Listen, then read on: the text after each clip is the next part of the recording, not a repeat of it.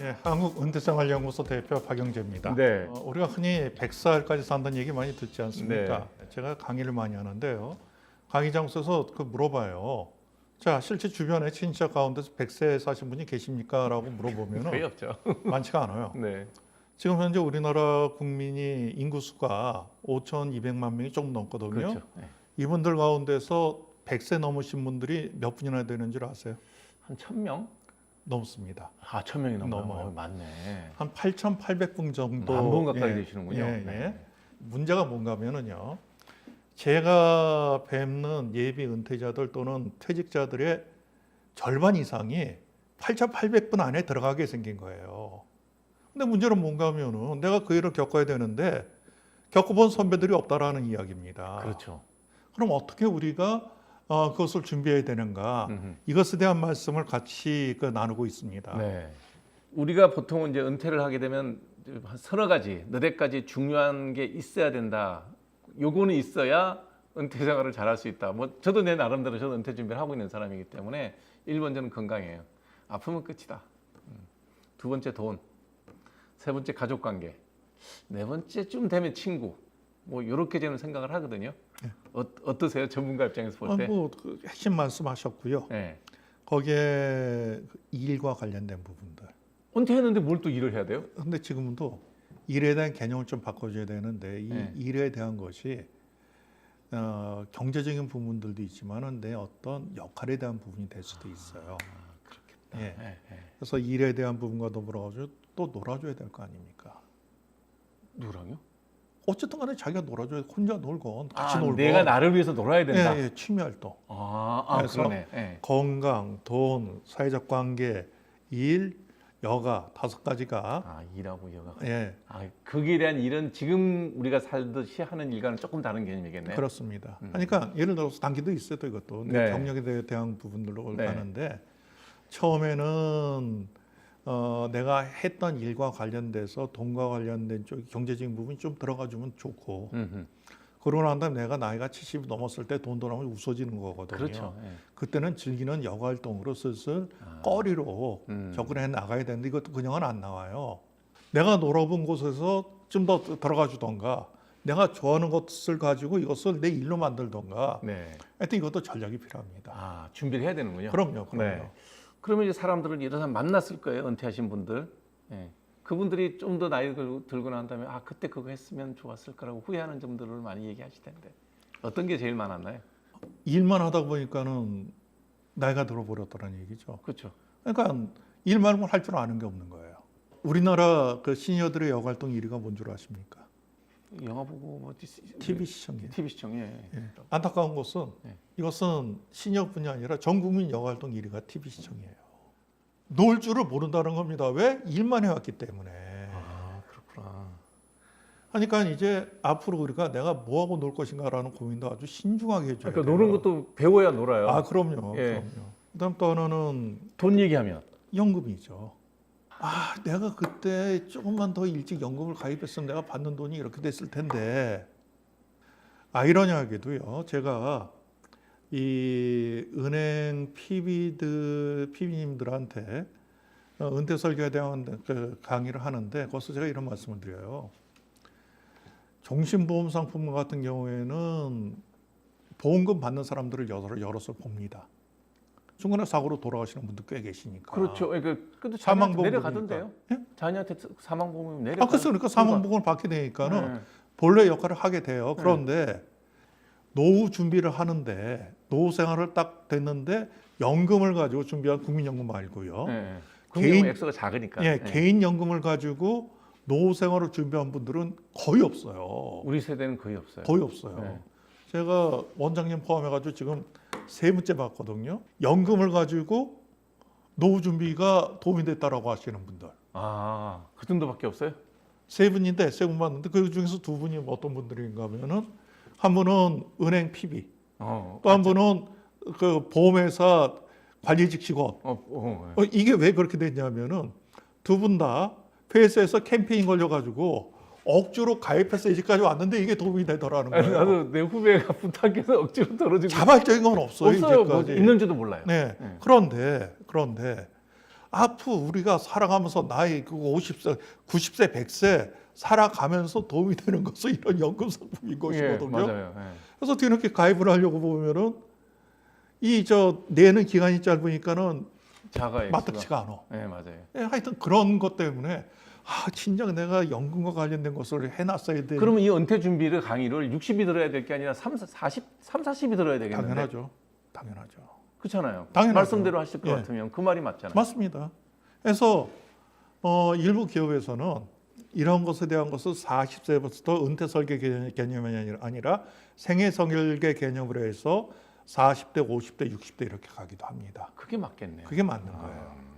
그다음에 이런 분들 있잖아요. 요즘에도 또 그렇게 큰 회사 회장님이 자식한테 주식 증여했다가 반환 소송 내고 하는데 이런 일도 많이 경험하지 않으셨어요? 너무 일찍 자식한테 많은 걸 줬다. 제 고등학교 선배 한 분이 그러시더라고요. 저 강남에 건물을 몇 채를 가지고 계신 분이에요. 어휴, 좋네. 네. 근데 저한테 그러시는 거예요. 아들이 둘이 있는데 아들 둘한테 건물 한 채씩을 딱 20년 전에 증여를 해주셨대요. 이런 케이스는 많지가 않잖아요. 그렇죠. 드물죠. 문제는 뭔가 하면은요. 내가 가지고 있는 것이 없으면서도 애들한테 준다라는 그러니까 집 하나 얘기입니다. 가지고 있는데 미리 주는 경우 예. 정말 안 좋은 경우 많이 봤거든요. 이런 게 문제가 된다라는 예. 거예요. 또 최근에 아주 이게 화제가 됐던 얘기인데 퇴직 앞둔 분들하고 상담하면은 이슈가 뭔가 하면은요. 우리 집 막내가 최종 교육을 마쳤느냐 그렇지 않느냐라는 부분들이거든요. 등록금 때문에 그런가? 그렇죠. 그렇지. 그렇죠. 예, 맞아요. 예. 부모 입장에서 그걸 다 해주고 싶은 것이 부모 등록금은 입장이에요. 예. 취직하기 전까지 등록금은 내주고 싶은 게 부모 예. 욕심이죠. 근데 어떤 분이 이 책에도 나온 얘기인데 어떤 분이 퇴직점이 돼가지고 딱 따져보니까 막내 녀석이 다행히 졸업 시점하고 맞는 거예요. 자기 퇴직 시점하고. 안심을 하고 있었는데 이 녀석이 딱 당신 퇴직을 앞두고 난 다음에 나 대학원 가야 되겠어. 근데 문제는 뭔가 하면 이분이 준비한 퇴직 노후 자금에는 막내의 대학 등록금이 반영이 안 돼 있다라는 사실입니다. 석박사 등록금까지는 예. 계산이 안 돼 있었구나. 예. 그래서 제가 이 얘기를 강의장 써서 여쭤봐요. 그러면은 45%는 가지 마라. 내 돈 대주면 돈 대줄 수가 안 된다. 45%는 내가 대줄 테니까 가라. 나머지 10%는 네가 알아서 해라. 이렇게 나뉘는데 이분은 보낸 거예요. 지원을 해줬는데 문제는 뭔가 하면 당신이 생각했던 그 노후와는 전혀 다르게 지나더라는 이야기죠. 어떻게 되는데요? 안정적인 그 노후 생활을 그 생각을 했는데 결국은 생경 일자리를 찾을 수밖에 없었어요. 결국 아버지가 생경 일자리를 갖고 애 등록금 보태준 거네요. 그렇습니다. 하면서 임계장 이야기라는 제목의 책으로 나왔어요. 이분이 자기 그 경험을 그 임계장 이야기라고 책으로 내셨어요. 임계장이 뭔 줄 아십니까? 본인 성이 임이고 계장. 아니야. 이분은 조시세요. 그래. 그럼 임계장은 뭐예요? 임시 계약직 노인장입니다. 그래서 임시 계약직 노인장의 그 삶을 생활을 쫙 저기했는데 제가 이 책을 샀는데 눈물이 앞으로 가려가지고 3분의 2 이상 가져가는 겁니다. 그러니까 저는 이렇게 말씀드려요. 우리가 예를 들어서 60 전후에서 어떤 계획을 세운다. 이 계획을 세울 때에는 기본이 여기서 금쪽 같은 내 새끼, 토끼 같은 내 손주 들어갔다면 큰일 납니다. 나와 내 배우자 둘만의 계획을 세우셔야 되는 거예요. 그러니까 책임감도 대학교까지만. 대학도 저는 저기 하던가요. 전 고등학교까지만 저기 하고 네. 대학서부터는 지가 알아서 해야 해라. 예, 알아서 해야 돼. 네가 뭐 학자금 대출을 받든지 말든지. 그렇죠. 자, 이렇게 이제 나이도 들고 은퇴도 하고 그러는데 살던 집을 점점 부담스러워지잖아요. 예. 수입은 없는데 관리비는 나오고 아파트는 또 애들 키우느라고 뭐 방 3칸 4칸짜리 해놓으면 이렇게 늙고 낡고 부담스러워가는 집은 어떻게 해결하는 게 은퇴에 도움이 될까요? 자, 은퇴 후 주거는요. 예. 일단 크게 보면 이렇게 가더라고요. 내가 하여튼 집을 소유를 한다. 네. 소유를 한다는 개념이 있고요. 그다음 난 그 집에 대한 개념 그 미련은 없어. 소유 않고 그냥 프리하게 살 거야. 또는 난 기능 이전할 거야. 그것도 주거에 대한 대안 아닙니까? 그렇죠. 예. 그래서 이런 식으로 가는데 솔직히 저 같은 경우는요. 소유에 대한 미련은 크게 없고요. 저는 나이 65세에 지나면은 임대주택으로 가려고 생각을 하고 있습니다. 그리고 제가 제 아내한테 한 5년 전에 청약통장 하나 따로 만들려고 그랬어요. 자, 그런데 제가 이 얘기를 하니까 제 친구 녀석이 그러는 거예요. 야, 우리 애들 결혼하고 난 다음에 손주가 하루 집에 놀러 오면 자고 갈 방은 있어야 될 거 아니냐. 저한테 있다고 소리를 하는 겁니다. 그럴 수도 있지 않아요? 그래서 제가 친구한테 거꾸로 물어봤어요. 너 젊었을 때 1년에 너희 집 몇 번 갔어? 너 아이 키울 때 저기 부모님 댁에 몇 번 방문했냐고? 제 기억으로는 거의 없거든요. 없죠. 저는 만일 그런 일이 있다면은 저희 집 근처에 특급 호텔에 지우겠어요. 애들을. 그 돈이면 되겠다. 그럼요. 그 호텔비 몇 분이나 나오겠어요. 몇 번이나 온다고? 글쎄요. 이런 얘기를 하는 친구도 있어요. 야, 그 주버터니 집에서 어떻게 밥을 먹니? 같이 밥이라도 먹어야 될 거 아니야. 아니 왜 집구 속에서 난리 피우니까 맛집에 모여가지고 맛있게 식사하고 내가 비용 지불하고 야 우리 다음에 어디서 모이자. 이게 더 멋지지 않겠어요? 제 후배는 결혼하고 아버님께서 과천에 어떤 곳으로 이사를 가셨냐면은 관악산 밑에 이 계곡이 쫙 해서 집안에 단지 안에 물놀이장이 있는 이쪽으로 이사를 가셨어요. 예. 결혼해서 손주가 둘이 생겼거든. 예. 근데 이놈이 좋겠네요. 중국으로 가버리더라고. 애들 키우겠다고 중국으로 가버리더라고. 데려간 그럼 아버님은 왜 과천으로 이사를 가셨겠어요? 닥쳤던 개가 지붕 쳐다보는 꼴이네요. 네. 그러니까 적어도 좀 어떤 주거에 있어서 의사결정을 뭐 손주들이 다 뭐 전 이건 아니다라고 생각을 해요. 사실 오늘 제가 강의를 들으면서 딱 느낀 게 뭐냐면 이분의 강의는 40대부터 꼭 들어야 되겠다 그런 생각이 드는데 아무래도 55, 60대가 셀코 우리 시청자분들이 많거든요. 이분들에게 좋은 은퇴 생활을 할 수 있는 준비 어떤 게 필요할까요? 일단 준비를 한다는 것은 네. 구체적으로 어디로 어떻게 갈지에 대한 것을 우리가 알아야 된다는 얘기죠. 그러니까 일단 부부가 앞으로 어떻게 살지에 대한 큰 마스터 플랜 한번 짜보시기 바라겠습니다. 은퇴 이후에 어떻게 살 건지. 그렇죠. 예를 들어 40대면 40대, 50대면 50대, 60대면 60대 이후에 앞으로 어떻게 살지에 대한. 예를 들어서 여러 가지 분야가 있어요. 처음 말씀드린 대로 예를 들어서 내가 주거를 어떻게 해야 될 것인가. 집. 또는 관계에 있어서 내가 배우자의 관계, 주변 사람들 관계를 어떻게 할 것인가. 가장 큰 적으로 돈을 가지고 하면 되게 끝내주는데요. 예를 들어서 우리 부부가 지금 현재 생활비를 얼마 쓰는가를 한번 따져보는 겁니다. 만약 이분이 나이가 50대라면은 이제까지 살면서 가장 풍요로울 거예요. 이 풍요로운데 이게 퇴직 은퇴라는 이슈가 있게 되는 거죠. 이러면 정기적인 수입이 끊기면서 제한된 연금으로 살아가야 되는데 소득이 확 줄어드는 거 아닙니까? 그렇죠. 조사를 해보면 퇴직을 하고 난 다음에 퇴직 전에 비해서 또는 은퇴를 하고 은퇴 전에 비해서 상류층이었다라는 분들의 87%가 중주층으로 떨어져 버려요. 거기 맞춰 살아야 될 거 아닙니까? 이게 되게 스트레스인 거예요. 자, 우리 부부가 지금 이렇게 쓰는데 앞으로 우리 부부가 퇴직하고 은퇴하고 난 다음에 한 달 생활비를 어떻게 쓸 것인가? 집 줄이는 것도 감안하시고, 그 다음에 자동차 줄이는 것도 없애거나 줄이거나. 당연히 없어야 되죠. 도시 지역에 거주한다라면 네. 저도 제일 바보시라고 생각해요. 그렇죠. 좀 멀리 있다 그러면 교회에 있다 그러면 그건 차가 어쩔 수 필요하고. 없어요. 그건 어쩔 수 없어요. 자, 이런 식으로 해서 줄일 수 있는 것을 다 줄여보자는 얘기입니다. 네. 그러면 여기서 또 어떤 일들이 벌어지냐면 이거 한번 해보시면 부부싸움 무지하게 합니다. 그럴 것 같은데요. 예. 제가 생각하는 부분하고 제 아내가 생각하는 부분이 다르거든. 완전히 다르죠. 예. 예. 그럼 그걸 왜 해? 너 왜 해? 하면서 서로가 부딪히는데 이 과정에서 생각하지 못했던 부분들에 대한 것들을 이해하게 된다는 이야기죠. 자, 그럼 생활비에 대한 것을 확 줄 수밖에 없어요. 그런데 이제 시간이 남게 되니까 놀아야 될 거 아닙니까? 노는데 돈 들죠. 돈 들죠. 네. 뭐라고 놀지에 대한 것을 다 한번 적어보세요. 일단 써. 예, 하고 싶은 다 해보세요. 부부가. 네. 그렇게 되면 한 달 생활비가 나올 겁니다. 네. 무지하게 나올 거예요. 많이 나오죠. 예. 그러면 여기서 그때부터 뭘 줄이지? 해서 줄여 나가는 거예요. 필요 없는 것부터 하나씩 지우는 거구나. 예. 줄여 나가는 겁니다. 예. 그래서 현실적으로 우리 부부가 한 달에 얼마 쓸 것이다라는 것들을 계산을 해보고 그러고 난 다음에 과연 내가 퇴직하고 난 다음에 은퇴 후에 나의 현금 흐름이 이게 가능한가를 한번 점검해 보셔야 된다는 얘기입니다. 또 경우에 따라서는 이것도 있을 수 있습니다. 퇴직하고 난 다음에 은퇴 후에 원래 은퇴 기준은 일을 한다 안 한다인데 지금은 그거 아니에요. 왜냐하면 40년을 일하라고 버틸 수 있는 재간이 없거든요. 뭔가를 해야죠. 그러니까는 일을 하는데 내가 풀타임으로 일을 할 것이냐 파트타임으로 일을 할 것이냐 주간 몇 시간이나 일을 할 것이냐 이걸 정해놓고 근데 기준은 최저시급 기준입니다. 만 30원.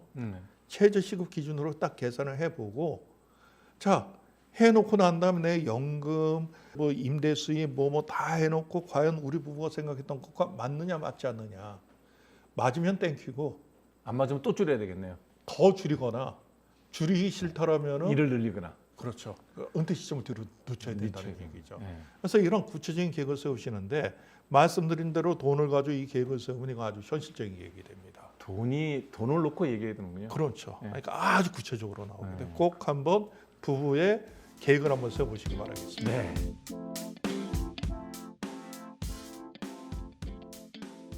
사람과 직업연구소의 정도영 소장님 어서 오세요. 네, 반갑습니다. 안녕하십니까. 반갑습니다. 네. 근데 얼마 전에 이런 기사를 봤어요, 소장님. 결혼을 앞둔 요새 젊은이들이 내가 결혼할 배우자의 직업만 보는 게 아니라 그들의 배우자들의 부모가 노후 준비는 돼 있나. 네. 근데 100세 시대라고 하면 또 그럴 수밖에 없는 것 같은 느낌도 들거든요.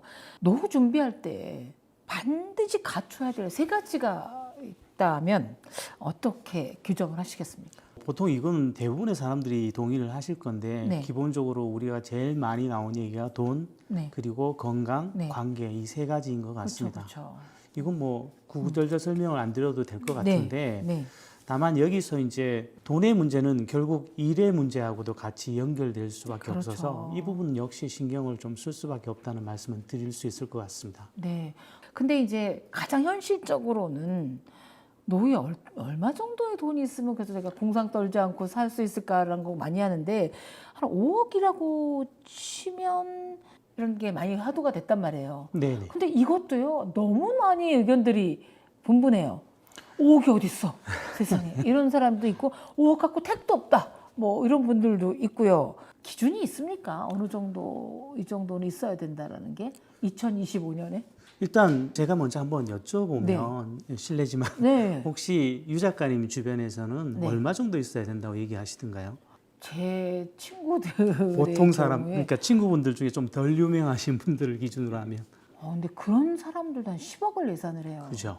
예. 네. 왜냐하면 이게 생활비만이 아니라 나이 들어서록 경조사비가 더 많이 들어가요. 아, 갑자기 아팠을 경우에 젊을 때야 뭐 그냥 영양제 먹고 벌떡 일어났지만 네.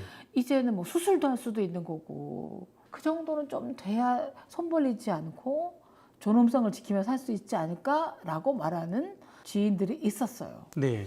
실제로 그 여기서 말하는 자산은 부동산 자산, 실물 자산하고 금융 자산을 다 포함한 개념이라고 보시면 되시고요. 네네. 기본적으로 저도 제일 많이 듣게 되는 것은 10억입니다. 사람들이 말하는 건 일단 단위가 딱 끊어져서 그런지 그 숫자를 되게 좋아하시고요. 네. 그런데 이 10억이라는 숫자는 사실은 전체 자산 순위로 보면 약 10%를 조금 상회하는 정도의 수준일 겁니다. 이렇게 되면 나머지 8, 90%는 굉장히 우울해질 수밖에 없는 얘기가 되는 거죠. 그런데 이거는 결국 어디에 살고 있느냐 혹은 생활 습관은 어떠냐 또는 뭐 당신은 보통 현재 갖고 있는 자산이 얼마고 소득 수준이 어느 정도 되냐에 따라서 달라질 수밖에 없는데 네. 이걸 전부 내 기준에 맞추면 싸움 날 수밖에 없는 거죠. 맞아요. 보통 서울의 기준이면 서울의 가구별 순자산, 부채는 뭐 빼고 보면 순자산을 기준으로 보면 서울 기준은 6억 5천 정도가 되고요. 예. 수도권 기준으로 하면 5억 5천, 그리고 비수도권을 기준으로 하면 3억 5천 정도가 돼요. 이렇게 나왔을 때 예를 들어 강남에 30평대 아파트를 갖고 있는 사람이 야 그걸로 어떻게 사냐, 절대 그걸로 노후 생활 못한다라고 그쵸. 하는 것은 사실 의미가 없는 거죠. 예. 결국 그 사람이 얼마나 갖고 있는지에 따라서 이 문제는 전혀 달라질 수밖에 없는 얘기가 되는 것 같습니다. 네. 가장 중요한 건 근데 집이 또 팔고 싶다고 팔려지는 것도 아니고요. 그렇죠. 그래서 현금 있어야 돼요. 네. 현금. 근데 현금은 어느 정도가 있어야 될까요? 은퇴 후에.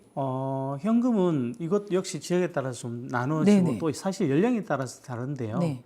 기본적으로 2023년에 제10차 국민 노후 보장 패널 조사라는 것에서 나온 자료에 따르면 60대를 기준으로 했을 때 이 두 가지로 보통 나눠집니다. 네. 최소 생활비, 그야말로 기본적인 생활만 하는 최소 생활비하고 여가비나 뭐 자녀들 네. 그러니까 용돈 좀 줄 수 있는 그런 적정 생활비 두 가지로 나눠지는데 부부 기준으로 최소 생활비는 220만 원 정도였고요. 적정 생활비는 300만 원 정도였습니다.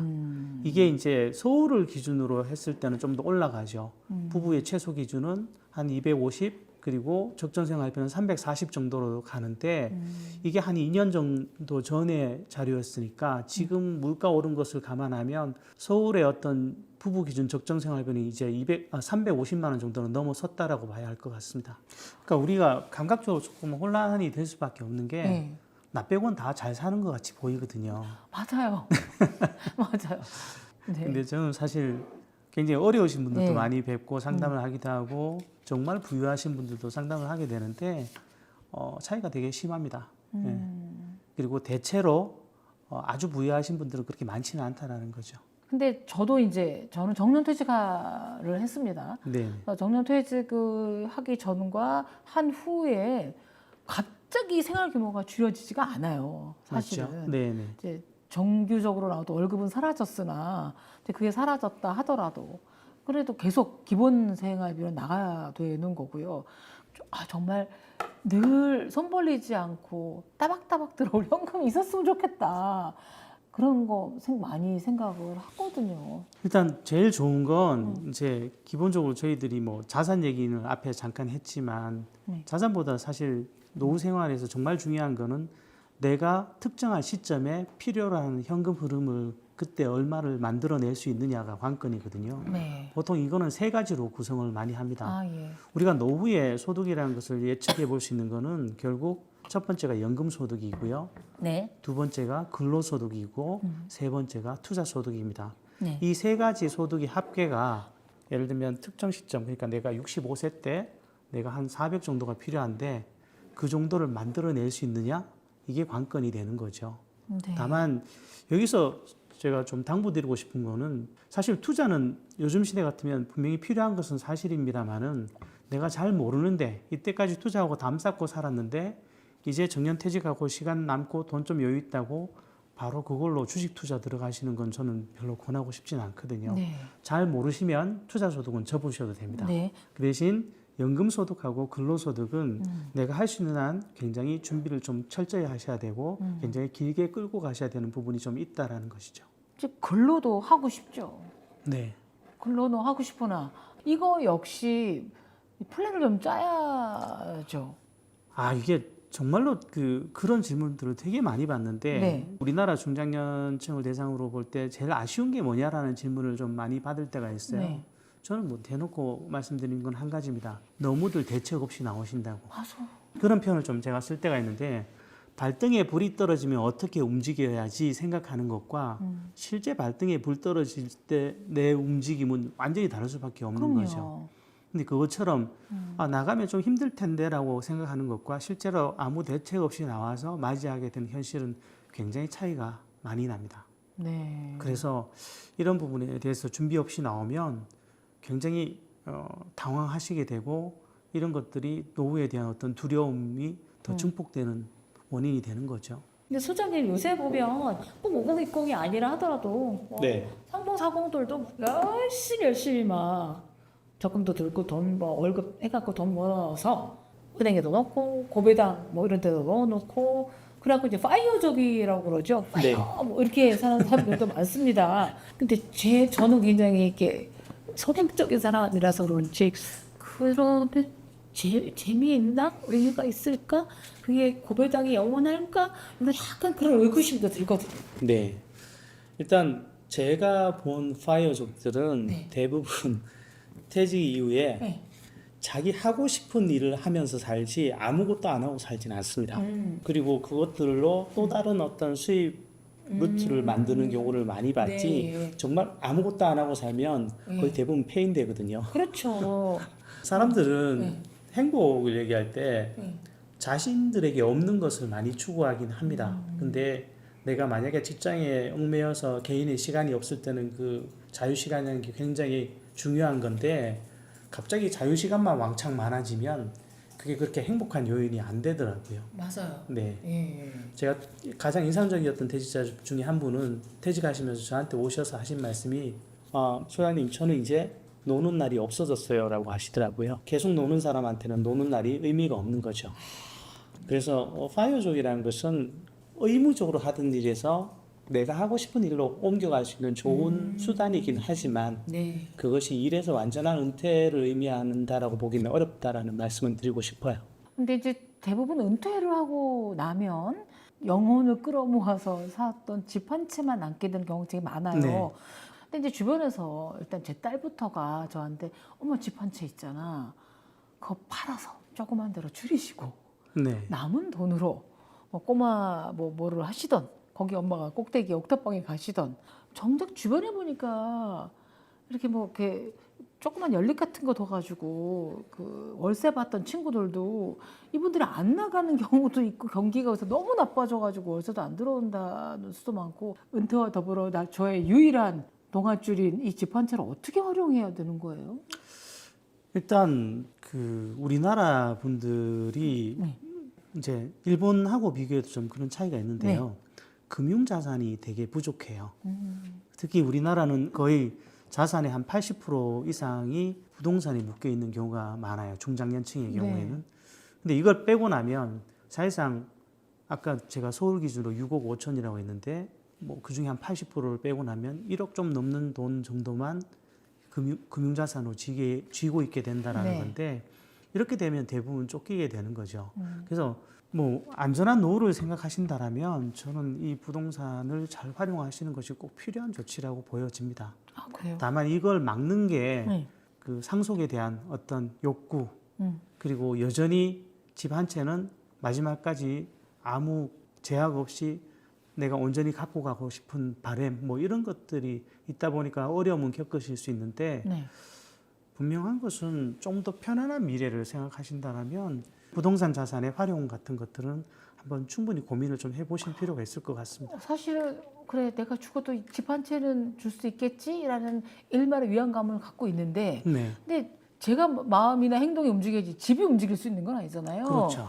그러면 이 현금 흐름을 이 집 갖고 어떻게 일반인들이 할 수가 있을까요? 60쯤 되신 분들이. 제일 쉽게 할 수 있는 것은 우리가 이제 집 규모를 줄여서 나가는 거죠. 예, 사실 뭐 자녀들이 독립을 하고 집을 나간다라면 서울에 꼭 집을 갖고 있어야 되는 것도 아니니까 그런 경우가 된다라면 조금 더 외곽 지역으로 빠지면서 여유 자금으로 뭐 현금 흐름을 발생시키는 그런 행위들을 할 수 있는 것이고요. 네. 가장 또 쉽게 생각할 수 있는 것은 주택연금 같은 것들 들어서 그걸로 활용하시면 좋으신데 그것조차도 약간 꺼려하시는 분들이 있죠. 네. 네. 이게 제가 정말 청춘을 다 바쳐 모은 돈으로 산 집이 얘가 또 은행에 들어가 있다거나 그러면 이 부채에 대한 부담감이 굉장히 크신 분들도 있는 것 같더라고요. 근데 주택연금은 물론 이제 부채로 볼 수는 있지만 네. 내가 죽을 때까지 뭐 돈을 받을 수 있는 것이기 때문에 네. 물론 내 이후에 내가 네. 죽고 난 이후에 자녀들에게 물려주는 것에 대해서 걱정을 하시는 분도 있습니다만은 자산의 가치가 남아 있다라면 남은 부분은 당연히 상속될 것이고요. 네. 그렇죠. 그렇다고 내가 돈 없을 때 자녀들이 돈 채워줄 수도 있는 것이 아니기 때문에 보통의 사람들이라면 저는 부동산 자산을 활용하는 것이 맞다라고 봅니다. 근데 요즘요 정말 좀 무서운 게 요즘 너무 경기가 안 좋고 우리가 믿었던 대기업마저도 정년이 뭐 철밥통이라고 했던 교직마저도 자기가 자기 벌어 나오는 게 아니라 희망퇴직을 해라라고 강요받는 곳이 굉장히 많이 늘어났어요. 근데 이런 데 다닐 경우에 어떤 선택을 하는 게 그나마 덜 슬플까요? 굉장히 많이 최근에 듣는 질문이긴 맞아. 합니다. 네. 최근에 특히 이제 24년부터 올해까지 대기업들의 희망퇴직 러시가 좀 있는 상황이기도 하고요. 예. 그 상황에서 보통 50대 후반, 저도 50대 후반이지만 이제 50대 후반 정도 되면 나가는 게 나을까, 계속 버티는 게 나을까라는 고민을 많이들 하세요. 네. 그러면 이제 저는 세 가지 관점에서 좀 판단을 해보시라고 권해드립니다. 첫 번째는 현재 직장에 다니는 것이 만족스러운가. 그럴 리가. 아니 그런데 만족스러워하는 사람들도 꽤 있습니다. 나는 그렇게 싫지 않아. 이런 사람이라면 좀 더 고민은 해보셔야 되겠죠. 근데 내가 하루하루 출근할 때마다 수명이 줄어드는 게 느껴진다. 당연히 이런 경우라면 예, 희망퇴직은 너무 오히려 스트레스 받는다. 예, 기회가 될 수도 있고요. 두 번째는 경제적인 비교를 좀 할 수밖에 없죠. 지금 나가는 것과 나중에 나가는 것. 그러니까 지금 위로금을 받고 나가는 것과 정년까지 버티고 나가는 것이 어느 것이 내게 경제적으로 유리한 선택인지. 그리고 세 번째가 어쩌면 가장 중요한 문제일 수도 있는데 나갔을 때 바로 재취업이 될 수 있는가. 이 부분에 대한 검토를 좀 해야 됩니다. 예를 들어 어떤 사람이 자기가 아는 회사에서 제발 이쪽으로 좀 와주세요라고 막 요청하고 있는 상황에서 스카우트 제의가 예. 들어온다. 갑자기 희망퇴직을 한다 회사에서 이건 뭐 누군가에게는 땡큐 하는 사건이 될 수도 있는 것이죠. 그쵸. 예. 그래서 이 세 가지를 종합적으로 검토를 해봐야 되는데 네. 사람들이 여기서 조금 더 혼란스러워하는 것은 정년 연장에 대한 기대 때문인 것 같아요. 조금만 버티면 이제 법이 바뀌어서 네. 65세, 일본은 뭐 70세로 연장됐다고 네, 하고요. 이거는 뭐 사실상 70세라고 네, 봐야 될 예, 것 같습니다. 정년 연장이 된다고 해서 네. 지금 현재 상태에서 그대로 연장될 것 같지는 않고요. 네. 거기에 따른 또 어떤 제약 조건들이 있어서 이게 굉장히 그야말로 복잡한 함수 관계가 돼요. 꼭 퇴직은 하지 않았지만 50 이후의 삶을 어떻게 누릴까를 해서 뭐 자격증이나 아니면 재취업이나 뭐 이런 것들을 이제 미리미리 해야 된다라고 뭐 얘기는 하는데 네. 근데 그분들이 가장 문제가 뭐냐면 내가 지금보다 추락하고 싶진 않다는 거죠. 맞습니다. 예. 예, 월급도 직위도 이런 건 좀 유지하면서 50대 이후에 뭔가 좀 다른 걸 모색할까라는 생각을 못 버리시기 때문에 되게 날카로운 지적이신데 예. 사실은 어느 누구도 지금 사는 것보다 조금이라도 뒤로 밀리는 미래를 원하지는 않죠. 근데 이게 생각해 보면 사실은 조금 과도한 기대일 수 있습니다. 그렇죠. 대부분의 사람의 삶이란 건 경력도 마찬가지지만 상승과 하강의 곡선이 있는데 맞아요. 나는 한번 올랐으면 내려가는 거는 어떻게든 늦추고 싶은 마음은 이해를 하지만 네. 거기에 너무 집착하면 스스로를 괴롭히는 원인이 될 수도 있습니다. 그래서 보통 퇴직하시고 현실에 적응하는데 시간이 좀 걸린다라는 것이 맞아요. 그런 부분에 적응하는 과정인 것 같습니다. 네.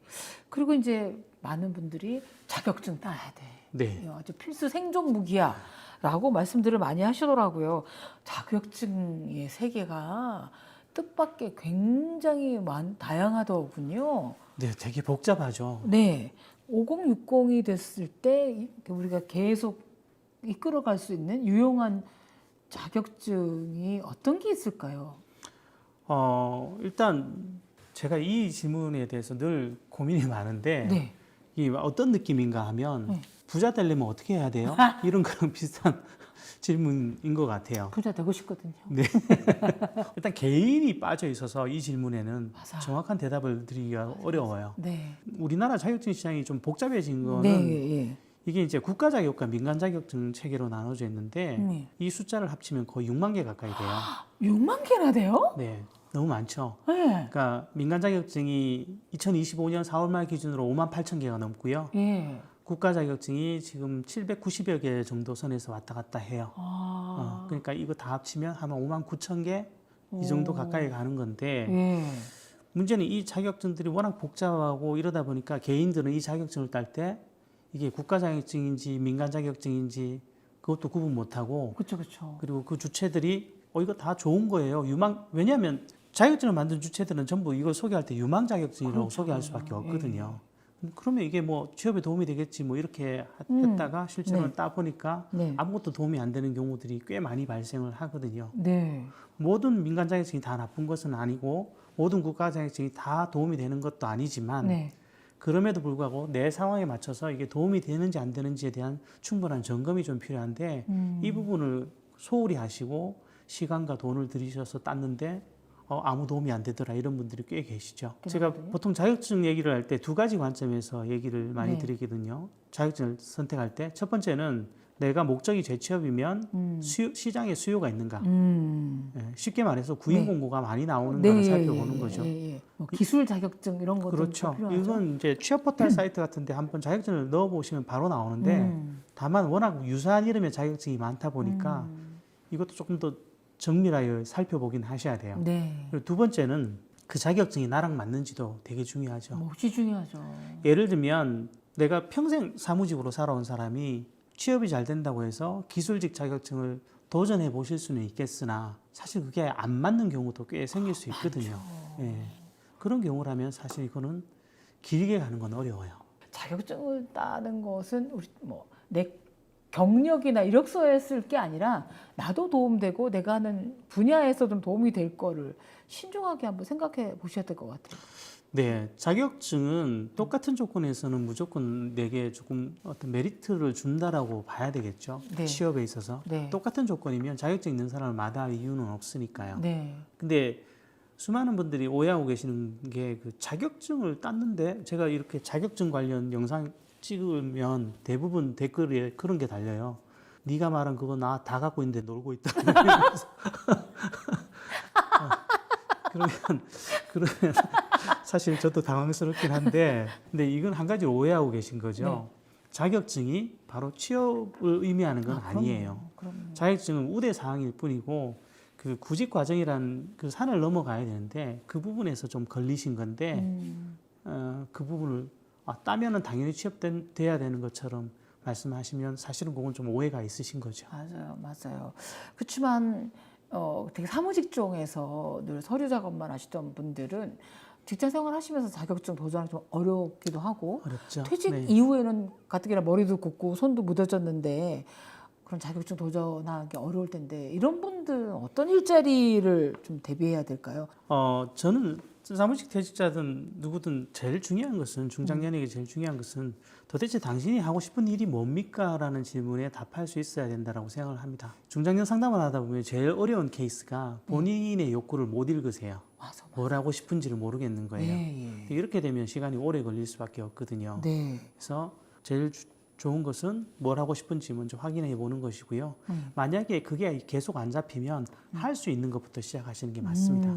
그래서 그 인공지능이 사람보다 더 무서운 시대가 됐잖아요. 더구나 뭐 네. 챗GPT 이런 게 되면서 얘네들이 상담도 해주고 사주도 봐주고 별의별 일을 네. 하고. 근데 하여튼 인공지능 AI가 이제 일자리를 대체한다고 나와요. 앞으로 우리가 AI를 활용해서 일자리를 만들어낼 방법이 있을까요? 근데 이제 결국 미래라는 걸 뭐 얼마나 정확히 예측하냐라고 물으면 그건 쉽지는 않은 일인데 네. 분명한 것은 적어도 뭐 한 20, 30년 정도는 저희들은 AI와 함께 일을 해야 될 것 같아요. 맞아. 더불어서. 그렇죠. 네. 그러면 지금은 결국 AI와 팀플이 잘 되는 사람이 훨씬 더 앞으로의 시간들을 리드하는 위치에 서게 될 텐데 네. 이런 부분을 미리 조금 더 선점할 수 있다라면 좋은 기회가 생기지 않을까라는 생각은 하고 있어요. 네. 이미 글을 쓰는 과정에서도 혹은 그림을 그리고 음악을 하거나 혹은 보고서를 쓰는 과정에서도 이미 AI는 우리 일상에 들어오고 있죠. 그럼요. 이미 그 자체로도 일이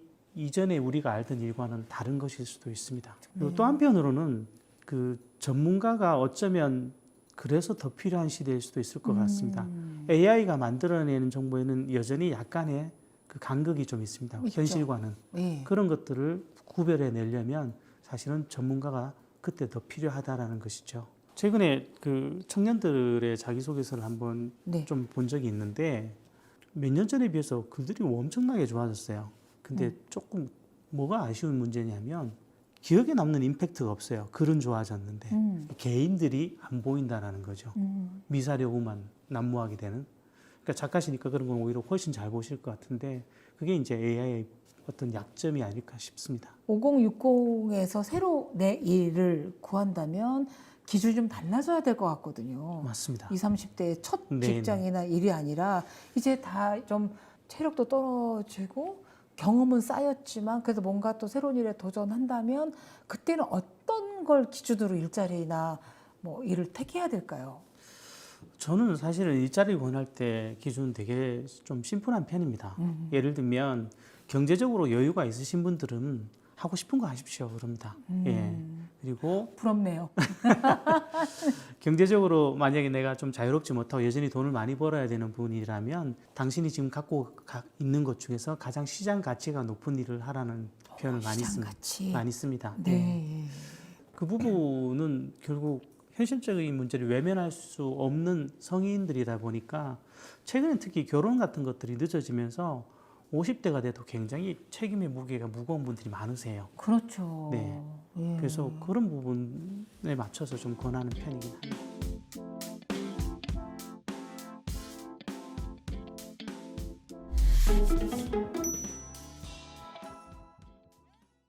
코스피 400 넘어갔고 뭐 부동산 집값 막 오르고 금값 오르고 S&P 500 막 오르고 내가 가지고 있는 돈만 빼고 다 오르고 있는데 그러다 보니까 내 주머니에 들어있는 돈이 하찮아져요. 점점 더 가치를 잃어가는데 이럴 때 뭘 안 하고 있으면 혼자 소외되는 것 같고 얼마 전까지 얘기했던 거 벼락거지 되는 것 같고 막 이렇단 말이죠.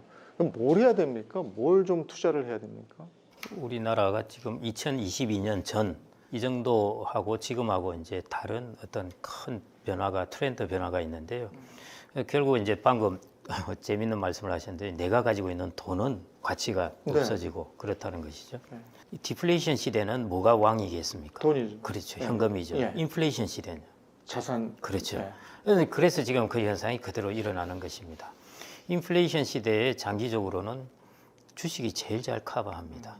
왜냐하면 인플레이션 물가가 오른다는 것은 재화와 서비스의 가격이 오른다는 것인데요. 재화와 서비스는 기업이 만들어내는 것입니다. 그 똑같은 말이에요. 재화와 서비스를 만들어내는 기업의 매출이 늘어나는 것입니다. 명목상. 그래서 물가가 엄청나게 오를 때 또 엄청나게 오르는 게 있습니다. 주식 가격이. 물가를 따라 올라간다는 네. 현금을 갖고 있으면 엉망이 되는 네. 것이죠.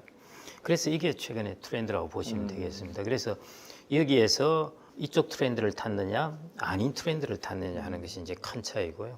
그 다음에 두 번째 트렌드가 이제 이 트렌드를 탔어요. 탔다고 했는데 또 나는 소외가 된 것입니다. 그게 이제 AI라는 트렌드입니다. 이 트렌드를 이제 탄 사람들은 성장을 하게 되고요. 이 트렌드가 아닌 사람들은 이제 자산을 갖고 있는데도 불구하고 별로 성장을 못했던 것이죠. 예를 들어 부동산 같은 경우에도 블루칩에 있는 부동산을 가진 곳과 그렇지 않은 곳의 부동산. 그다음에 주식을 가진 사람들도 AI라든지 하이테크 관련된 주식을 가진 사람들과 그렇지 않은 사람들 이렇게 나누어진 것입니다. 결국 주식이나 자산은 사회의 큰 트렌드를 보고 가야 되는 것인데요. 그게 인플레이션이라는 트렌드, 그다음에 AI라는 트렌드. 이것 때문에 그런 차이가 만들어지지 않았나 이렇게 생각을 하고 있습니다. 또 하나는 이렇게 자산 가격이 막 오르다 보니까 이게 이제 터진다 한번. 네. 이럴 때를 대비해서 현금을 가지고 있어야 된다. 그때는 내 돈의 가치가 더 올라갈 거다. 아니면 금이라도 가지고 있어야 되는 거 아니냐 하거든요. 네. 다른 거는 차치하고라도 네. 돈, 네. 금, 달러 네. 여기에 집중해야 된다. 이거 어떻게 생각해요? 그래서 바벨 방법도 방법입니다. 한쪽은 주식을 갖고 있고 한쪽은 현금을 들고 있고. 그래서 이 가격이 많이 떨어진다든지 조정을 받으면 이제 여기 이렇게 좀 다시 추가로 들어가는 것이죠. 뭐 현금 비중을 아주 극단적으로는 아니지만은 뭐 조금 늘려서 거기에 대한 대비. 뭐 블랙스완이라는 이야기도 하죠. 최근에 우리나라 주가가 한 이틀 만에 뭐 한 7%씩 이래 떨어지는 것도 거의 꽤 큰 충격입니다. 그때 4월 3일 날 관세 발표했을 때 그때 미국의 S&P 500 나스닥 떨어진 게 한 8%, 10% 사이였거든요. 그때 난리 났지 않습니까? 그게 최근 한 이틀 동안 일어난 일인데요. 이런 이제 충격도 닥칠 수 있습니다. 그게 이제 다른 미국의 거시경제라든지 뭐 여러 가지 요건들, 소비 이런 것들 등등을 다 감안해 보면은 그렇게 급속하게 경기가 나빠질 가능성은 없습니다. 지금 가장 큰 리스크가 뭐냐 하면은 AI 투자를 많이 한다고 했는데 아시다시피 지금 발표입니다.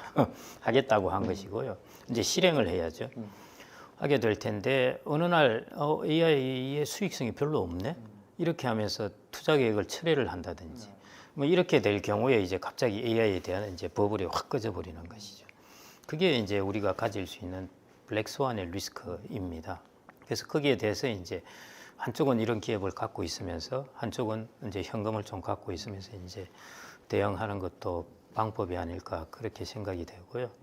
현재로서 나오는 리포트에 따르면은 AI의 특징은 있습니다. 예를 들어 이제 지금 AI가 버블이라고 생각하는 사람들은 이전에 아마존이나 이런 쪽, 그다음에 마이크로소프트 이런 기업들이 성장할 때는 규모의 경제가 너무나 컸다는 것입니다. 마이크로소프트는 그냥 소프트웨어 찍어서 팔면은 엄청난 돈입니다. 그런데 AI는 규모를 확장하면 확장할수록 비용이 따라옵니다. 데이터 센터를 만들어야 되고요. 전기가 들어야 되고 하니까 생각보다 별로 수익성이 안 좋다는 것이죠.